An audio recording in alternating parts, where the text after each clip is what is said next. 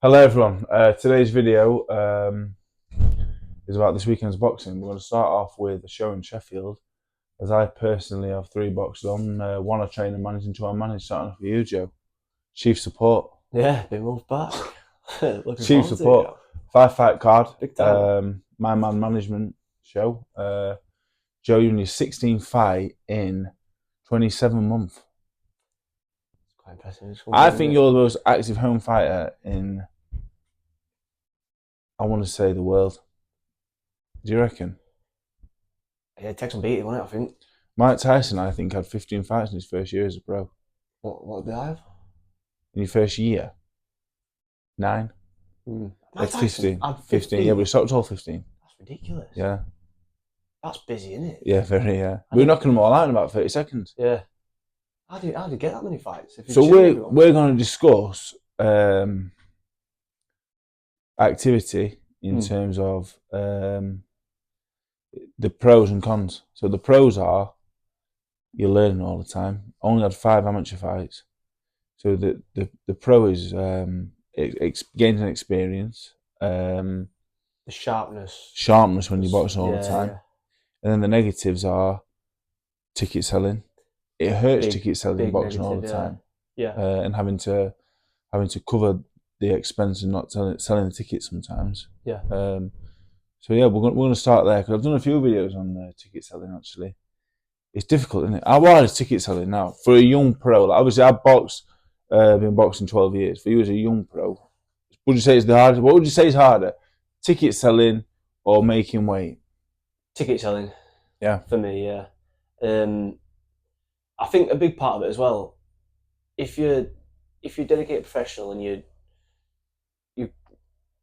you're always say like obviously you're dedicated, but you're not out all the time. You're not in pubs seeing people. You're not getting your face about doing things. It's hard to keep in contact with people, and when you're not showing your face, people forget about you. And when you're trying to sell tickets, it's that what helps you push them on. When you people getting your face back, seeing people, you're pushing them up, pushing it on them in person, and people see you, get to know you, get to like you, and they buy tickets off you because they want to support you. But yeah, like I said, if you're not going out much, and like when you've got a fight coming up, so you can get so unsociable sometimes because you're so dedicated to the training and stuff. It's hard to push the tickets. So this weekend, you got Josh Cook, my favourite journeyman actually. And then when I said you're boxing, I got you to watch him. Might be your favourite journeyman. Yeah, he's pretty clever and he's good. I was actually smirking watching him because I thought I was so impressed watching him, and the lad who I sparred him. I watched a fight with a lad I'd sparred, sorry. And you thought you were a good fighter and all, didn't you? Yeah. Big, strong lad. And I was very impressed with Josh Cook. He looks so slick and his defence is brilliant, to be honest. I actually messaged him a while ago saying I'd like to come. He does PT, he does one-to-one training. Yeah. And I messaged him a few times, like, mate, I'm going to come down. Yeah. He's fucking good at what he does. I watched him and I actually got quite excited about the fight because I thought this is going to be a good boxing match. I think... You know, obviously, you had 15 fights, all against you, and this is number 16. Fight at 17, which could be now Saturday, it would be first 50-50 against an unbeaten fighter. But what's the difference between boxing and a journeyman and when you box an amateur 50-50 contest? How does it feel? What's the difference mentally? Slower pace. Yeah. And obviously, I dictate the pace a bit more with the journeyman because they'll pretty much, depending what sort of fighters, they'll pretty much go with you. Yeah. Like they're happy to pick it up if you want to pick it up, or if you want to have a plod about, they're happy to have a plod about. In amateur, it's just so, especially with your 3 2-minute fights, they're so 100 mile an hour. You've not got no time to ease into it. It's just all guns blazing from the get go. Really, it's hard to. I think most of my amateur fights, I lost the first minute 2-minute contest, but I lost the first minute of the first round really because they'll come flying at me and there's no time to settle down. And after a round or two, when they start slowing, that's when I'd sort of find my feet and start picking it up. But I'd probably say that's the main difference is the pace of the contest. With journeyman, you can move around, find your feet, pick your shots a little bit, whereas the 3 2-minute amateur contest is just 100 mile an hour, guns blazing. Over 3 2s, I think if you're fit and strong, yeah, you got a chance. Yeah, 100%. I think you could get some fella off the street you could get a fella who does IROX CrossFit, Yeah. make him swap for a couple of months, chuck him in 3-2s, you got a chance. 100%, yeah. Because I seen like your brother had 3 amateur fights. He lost to a kid who couldn't box anywhere near as good as him, but he was just fit. When he weren't fit, he was just game. Yeah. Amateur boxing's a lottery, I think. 3-2s amateur boxing, such a lottery. Low level amateur boxing. We went to a show the other night. Knocking the hell out of each other, aren't they? Skill don't even come into it, does it really? Not early on, no. Not early on. And like you say, as long as you're fit and strong, you've got half a chance of beating anybody, really. Yeah. It's hard. So with Josh Cook, this fight is at middleweight. Your last fight was at light welter. Yeah. So for people watching, as I was saying, what's harder, ticket selling or weight making? Weight making is pretty difficult as well, as you found out last time. You nearly made the light welter limit last time, 10-3. This weekend you find at 11-6. So that just shows on day and day before weighing. Yeah. So you're a light welter. If you make light welter, you will get in the ring as a middleweight. Yeah. And it's modern day boxing. If you're not doing that, that's what they're all doing now, isn't it? You're behind. The advantage is crazy. The weight difference. So talk us through your last fight. What you weighed in at, what you did post weighing, and what you got in the ring at. Yeah. So I weighed in at 10 stone 3. Rehydrated. I got all my food back in. Got in ring at 11-4, 11-5. Yeah.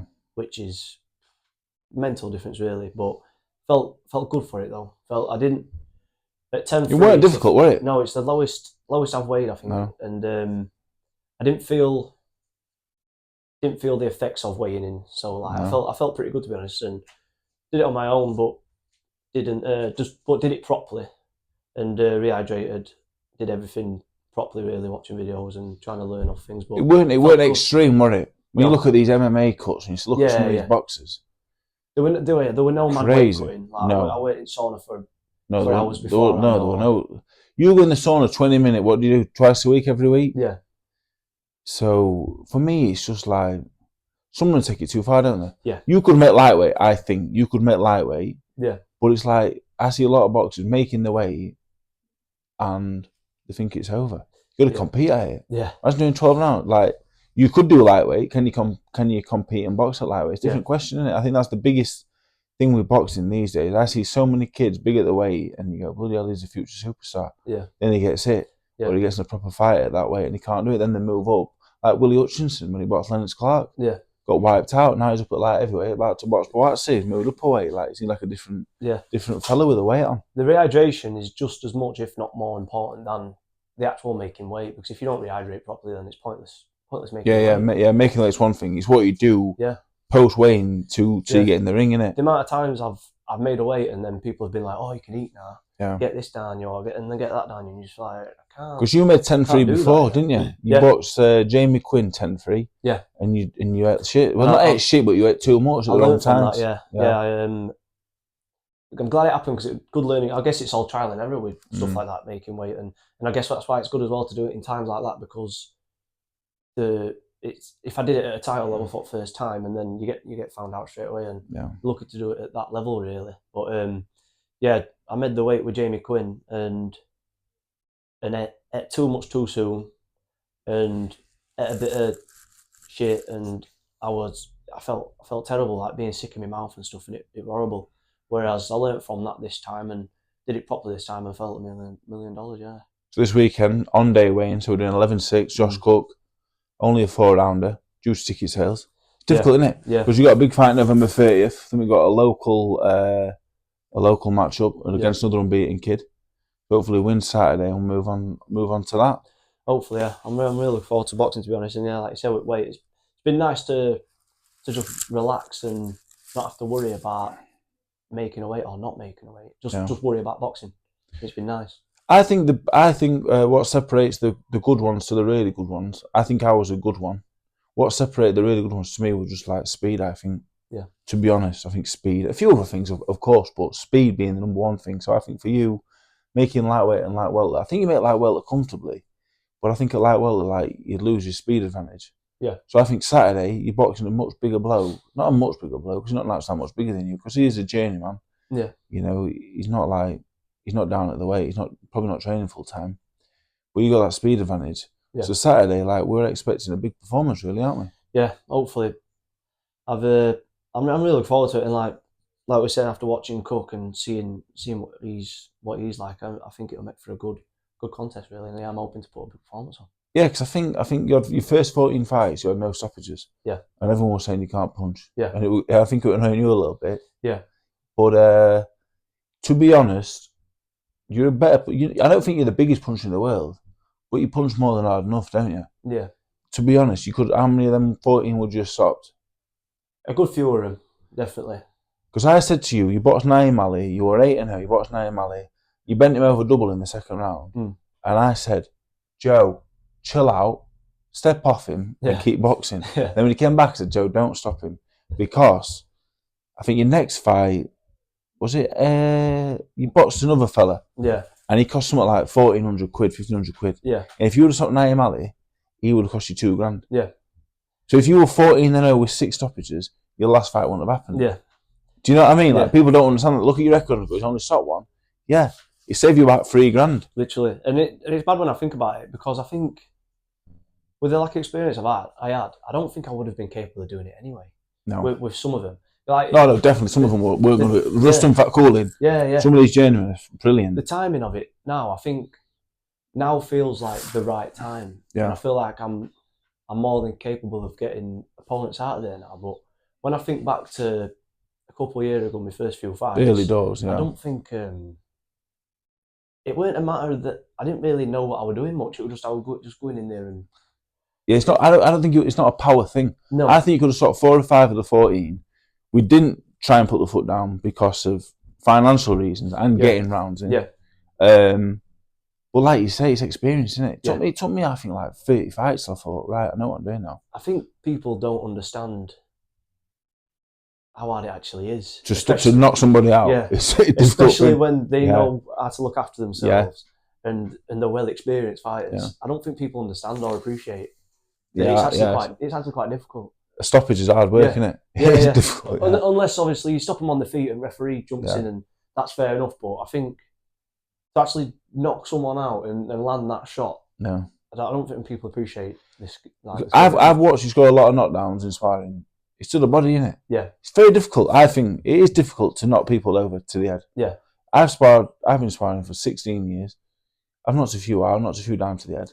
90% to the body. Yeah. It's difficult, isn't it? Yeah. People watching this that haven't boxed, like, the difficulty in actually putting someone over with a headshot. Like, it's hard work, isn't it? It makes you appreciate when you see the fighters like Wilder and Javante take them out. People like that. It makes you appreciate they must carry some serious power. Because I think, like, the average pro boxer is tougher than he hits hard, if that makes sense. Yeah. He's tougher than he is powerful. Yeah. Do you get me? Yeah. Like, I'm much tougher than I am a puncher. Yeah. You're the same. Yeah. 99.9% are. Yeah. Mad, isn't it? Yeah. So, like you sparred last week. You sparred Josh Padley. Yeah. He's a weight division below you or 2. God, they're hard as nails, aren't they? Oh, yeah. These good pros are hard. Like, getting stoppages is tough. Dale Harrismith, MJL, you box all of them. They're hard as nails. Yeah, when you're conditioned to looking after yourself and taking these shots, it's 100 fights plus. Yeah. Yeah, it's hard. Yeah, they're conditioned to not getting stopped. If they don't want to get stopped, 9 times out of 10, they're not gonna. Yeah. So moving forward now, like, we'll get this one out of the way. We can't mention no names, but we've got an 8 round on November 30th. Yeah. Unbeaten local kid. We're looking at that now. Then area titles. Yeah. Maybe, if one of these continental belt comes up, watch one of them. Yeah. Only 2.5 years as a pro and only had 5 amateur fights. Yeah. But starting to move now. I'm inspiring Jack Cattrall for years, Ritson. The lease is coming off a little bit now. It's more exciting now, and ticket sales hopefully pick up. Yeah. What's your advice to people about picking ticket sales back up, just being in better fights?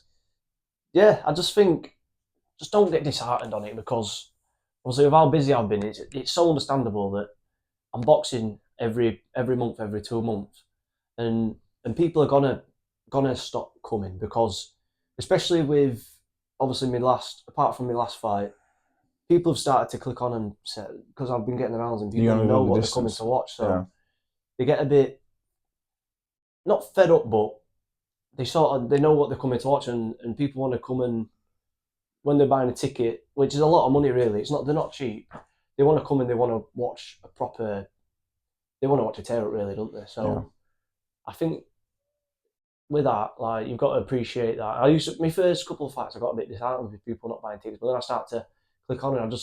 And now I see it as a sort of, obviously we're paying in yourself and stuff. I see it as an investment that it's going to pay back in future. Yeah. And I don't mind doing it because of that. I tell myself it's an investment, and then the ticket sales, like you say, will pick back up when I start getting in these exciting fights, 8-10 rounders for titles, and with other local lads and in 50-50 fights.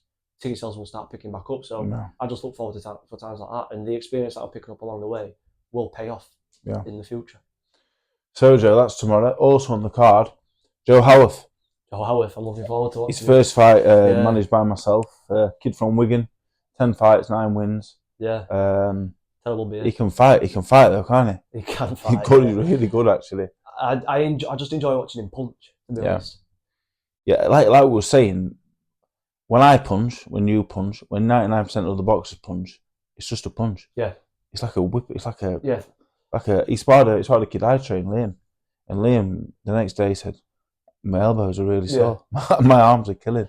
Like, we're sharp, but he's got the sharpness and that. It's like a thud, isn't it? Yeah, it is. It's a snap, and you can hear it though. Yeah. He's a weird puncher, isn't he? Yeah. And when it goes, it goes. It's so hard to explain, but when it's nice to look at. It's nice to watch. So he's fighting Stephen Vincent tomorrow in a 4-rounder, and after that, really, we're up for an area title fight. He's only 22, but he wants to fight everybody. But hopefully, an area title fight. Also on the card, main event, Stevie Levy, boxing Amy Gray, treks over 8 rounds. She's topping the bill. A win here, hopefully. She's got loads of options, to be honest. She's got options coming out of her ears, here and abroad, on TV, off TV, title fights. She's in a great position. But it's great for you lot because, she's going to create opportunities for you lot, hopefully, if she's in big fights. So, open doors and hopefully lead to big things for everyone. So, that's Joe Hayden on weight making, ticket selling, and this weekend's fights. Thanks for watching. Fun weight making.